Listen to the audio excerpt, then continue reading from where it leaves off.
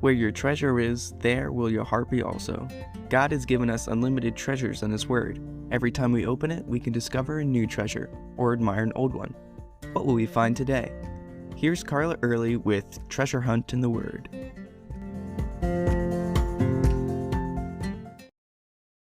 Many of us are uncomfortable with change or any new thing in our lives. I know I am. I often don't know how to react. But as someone advised me once, just think of it as going on an adventure with God. The early church, made up of only Jewish believers, had a rather hard time with new things as well. It all started when the believers scattered due to persecution in Jerusalem, and Philip took the gospel to Samaria. Jews generationally hated Samaritans, and the feeling was mutual.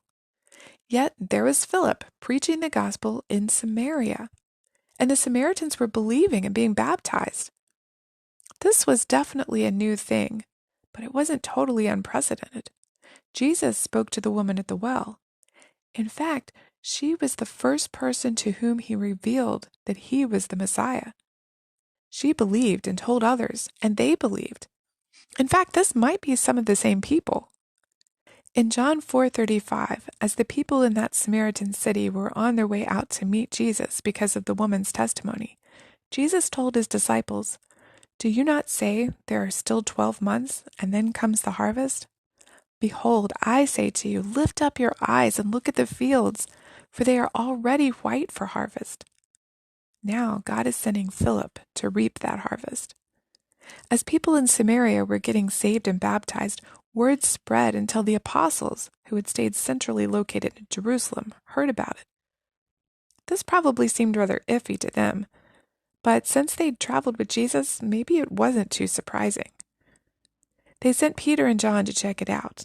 After all, when the Jewish believers were saved, they received the Holy Spirit. So far, the Samaritans had not. But when Peter and John prayed over them, the Holy Spirit held back no longer and filled the Samaritan believers just like he'd done on the day of Pentecost. This unified the Jewish and Samaritan believers and broke down generations of barriers of hatred and mistrust between them. That's how the Holy Spirit works. He breaks down walls that we've built around ourselves and brings us together. We see this happen again in Acts 10 when the Holy Spirit sends Peter, along with a delegation of the brethren, to witness this momentous occasion to Cornelius. That's a whole story and perhaps several podcasts in itself. But the Holy Spirit made it clear that after centuries of separation between Jews and Gentiles, God wanted all to receive his salvation. As Cornelius, a Roman centurion of all things, and his family and friends listened to the gospel with open hearts, the Holy Spirit fell on them. This shocked the Jewish believers, but as Peter told the church in Jerusalem later, "Who was I that I could withstand God?" Later, when Paul and Barnabas told the Jerusalem Council of Gentile churches they'd planted, they were rather dubious. But as James reminded them, even the Old Testament prophesied that Gentiles, like you and me, would be called by his name. Aren't you glad the Holy Spirit broke down those barriers so long ago so we could hear the gospel? He's still breaking down barriers today. Do you remember barriers he broke down to bring you to him? What walls are in your life today that need tearing down? Maybe between you and a family member, or a cultural or racial barrier that you're having trouble overcoming.